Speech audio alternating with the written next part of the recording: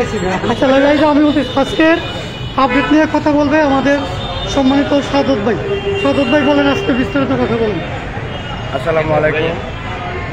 আজকে সেই সকাল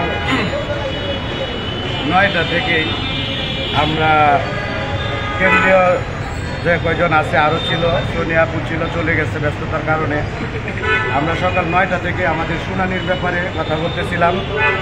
এখন শুনানি কেন হচ্ছে না, গতকালকে কেন হলো না, কোর্টের কী অবস্থা, এই বিস্তারিত কী প্রবলেমে আছি সমস্ত আপডেটটা আমরা আপনাদেরকে রাতের 10টার পরে গ্রুপ মিটিং কিংবা জুম মিটিংয়ের মাধ্যমে বলবো।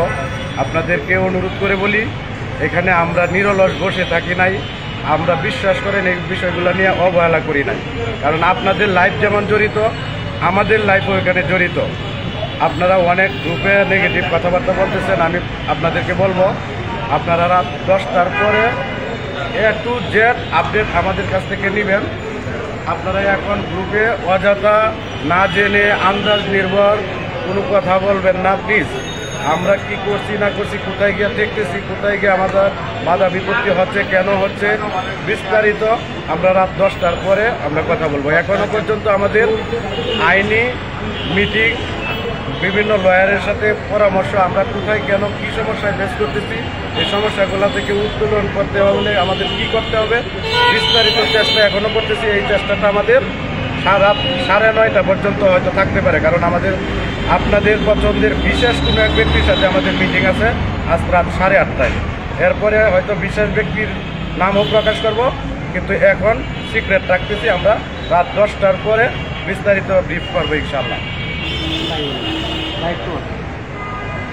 আপনারা সবাই অবগত আছেন যে আমরা সকাল থেকে মূলত আজকে সকাল থেকে প্রতিদিন সকাল দুপুর বিকাল থেকে আমরা রাত্রে 11টা 12টা পর্যন্ত সর্বমহলে দৌড়াদৌড়ির মধ্যে আছি। কেন দৌড়াদৌড়ি আছে আপনারা জানেন, আমাদের 18তম যারা বঞ্চিত তাদের সবার জন্য মূলত দৌড়াদৌড়ি করছে। হয়তো অনেকে জেনে অথবা না জেনে আমাদের বিষয়ে বিভিন্ন মন্তব্য করেন। আসলে এই যে এখানে যারা দেখছেন সবাই কিন্তু আমরা একসাথেই বিভিন্ন মহলে যাচ্ছি, এখনও চলমান আছে। সর্বমহল থেকে আমরা মোটামুটি পজিটিভ রেজাল্ট পাচ্ছি, কিন্তু হয়তো আমাদের কিছু ভাই বোনদের কারণে হয়তো আমাদের আজকে কিছু কিছু ক্ষেত্রে আমাদের নিজেরও কষ্ট হয়, সেটা আমরা না বললাম। হয়তো কিছু কিছু ভাই বোনেরা আমাদের থেকে হয়তো মনে করছে দ্রুত সনদ পেয়ে যাবে, যার ফলে হয়তো দেখা যায় আমাদের 20,000 লোকদেরকে বিপদে ফেলছে।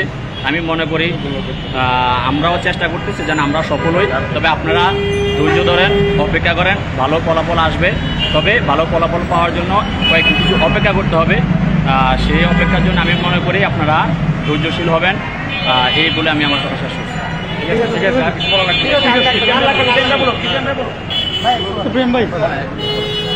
আসসালামু আলাইকুম রহমতুল্লাহ।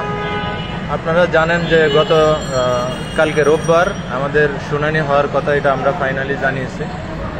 গতকালকে শুনানি করার জন্য চেষ্টা করা হয়েছে, কিন্তু আইসিটির মামলাটা যখন অ্যাপিলেট ডিভিশন থেকে হাইকোর্ট ডিভিশনে চলে আসছে, এখন নতুন রুল শুনানির জন্য মানে কোর্ট সহজে আগে যেমন রুল শুনানিটা অনেক সহজে দিয়ে দিত, এখন তারা অনেক বিচার বিবেচনা করে একটু সময় নিয়ে তারা দিতে চাচ্ছে।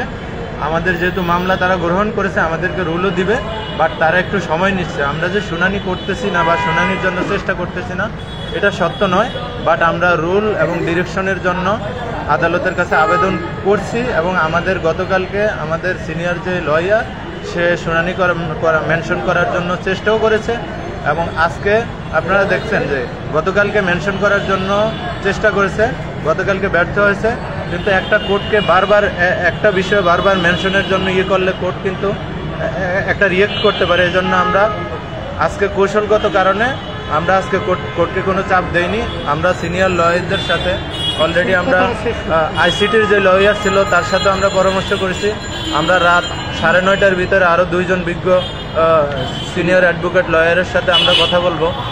আমরা কথা বলে আমরা রাত 10টায় আপনাদেরকে বিস্তারিত আমাদের মামলার বিষয়ে বিস্তারিত আপডেট জানাবো। শুধু একটু ইশারা আপনাদেরকে দেই, আমরা কিন্তু এখন একটা কোর্টে লড়তেছি না, আমরা গোটা একটা রাষ্ট্রযন্ত্রের বিরুদ্ধে লড়তেছি। আপনারা রাত্রের মিটিংয়ের পরে বিস্তারিত ক্লিয়ার জানতে পারবেন, আপনারা রাত্রে জানতে পারবেন আমরা কতটুকু কোন অবস্থায় কিসের জন্য আমাদের সমস্যাগুলো হচ্ছে। Thank you. ধন্যবাদ সবাইরে। এই যে আজকে আমাদের আপনারা বলেন যে কেন্দ্র কমিটি কেউ নেই, সবাই আছি, আমরা আপনাদের জন্য কাজ করতেছি, ভালো কিছু হবে ইনশাল্লাহ। আমরা যারা আমাদের সমালোচনা করে তাদেরকে আমরা কাজের মাধ্যমে আমরা তাদেরকে প্রমাণ দিব, জবাব দিব ইনশাল্লাহ। সবাই জন্য দোয়া করবেন ইনশাল্লাহ। ভালো থাকবেন। আসসালামু আলাইকুম। যারা দেখছেন দয়া করে একটু শেয়ার করে দিন।